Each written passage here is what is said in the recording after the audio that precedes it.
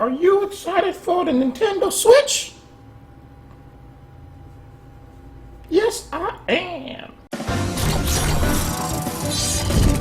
What is up, everyone? OJ over here from PlayerEssence, and welcome to my village of Nintendo Switch and gaming news. We've got a lot of great stuff to talk about, ninjas, so let's go ahead and get right into this one. So, Ultra Street Fighter 2 will launch on May 26th, pretty much worldwide right at this point, for $39.99. This game will feature some enhancements over the original, release that they've done over the multiple years and systems, so you will be getting some type of like color creator to where you can actually change the characteristics, the color, change the outfits, all of that to your characters. You'll also be getting a mode where you can actually fight in first person with the Joy-Cons and build up like stat points and all of that, like the way the Hadouken online modes that are in there. There's a new co-op mode that's also in there, so there's quite a bit of different things that they're adding to this experience. And the co-op mode, they just showed that off today and actually looked pretty freaking sweet. Plus there's also touchscreen controls as well for Street Fighter. So definitely adding some content to this version of the game. If you feel that it's too expensive, because I've seen some people complain about the price, well then don't buy it right at launch. Wait, and it'll probably be like $19 by like Christmas, or like $29.99 by Christmas. It should be cheaper later on, so then just wait. You don't have to always buy a game at launch if you don't like the price of it. That's one thing that I always tell people. Like Titanfall 2, don't like the price of 60 bucks? Well, just wait, and now you can get it for 25 at Walmart. So moving on to the next article here, we do have some awesome news from Famitsu, and this is what's going to be the main topic here. And it has reviewed The Legend of Zelda Breath of the Wild, and that has received another perfect score, 10 out of 10 from Famitsu. But also, before I talk about The Legend of Zelda, because you guys know I'm going to talk about Legend of Zelda, we do have some other review scores here. So Dragon Quest Heroes 1 and 2 for the Nintendo Switch, that got straight 9, so that's still pretty good right there, 36. So Zelda got a 40, Dragon Quest Heroes 1 and 2 got 36. Blaster Master Zero on the Nintendo Switch and the 3DS, that got straight 8s. Super Bomberman R on the Nintendo Switch got 8, 7, 8, 7, so okay game. And Pirate Pop Plus for the Wii U and 3DS got straight 6s. So I don't know what that is, but if you like Famitsu and you agree with the review scores, you might not want to get that one or look into it. But I do want to talk about some of these games here, because that's actually a pretty killer launch if you look at the lineup as far as what you can get on the Nintendo Switch. All of these games reviewed very well. Obviously, The Legend of Zelda Breath of the Wild reviewed the best, but in Japan, there is a pretty good launch lineup with 2 killer apps that they do have as far as just from a review score, Famitsu-wise. Dragon Quest Heroes 1 and 2 getting straight 9s.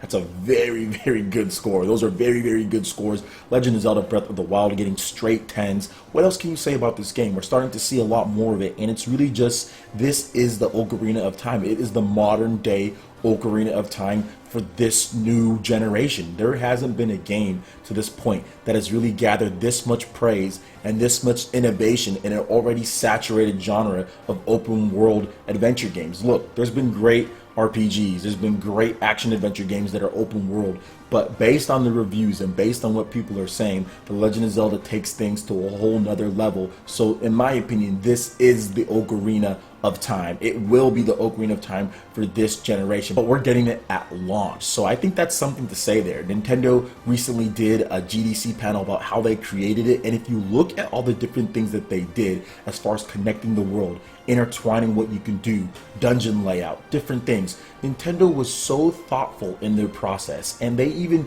did one part where they said that they actually made it 2D to test out ideas for the open world and like the weapons and all that. They actually made 2D like models and 2D games and basically played it that way with like the original Legend of Zelda graphics. Like the attention to detail, the amount of time that's went into this is truly something special. This isn't a cookie cutter game. This doesn't just say, okay, we're going to have open world just to say we're going to have open world and that's what Zelda's going to be. No, they said, yeah, we're going to have open world, but we're going to take it to the next step. We're going to innovate upon innovating, and anyone who says otherwise, obviously you have not been looking at gameplay and you have not been reading previews, because this game is truly something special, and it is pretty much an innovation in every sense of the way when it comes to open world games, open world design. And do not be shocked if you see other survival or open world games that copy elements out of The Legend of Zelda. We've seen it before with some platformers after Super Mario Galaxy. We'll probably see it again. This happened time and time again. There are a few games that come up every generation where people just love to copy,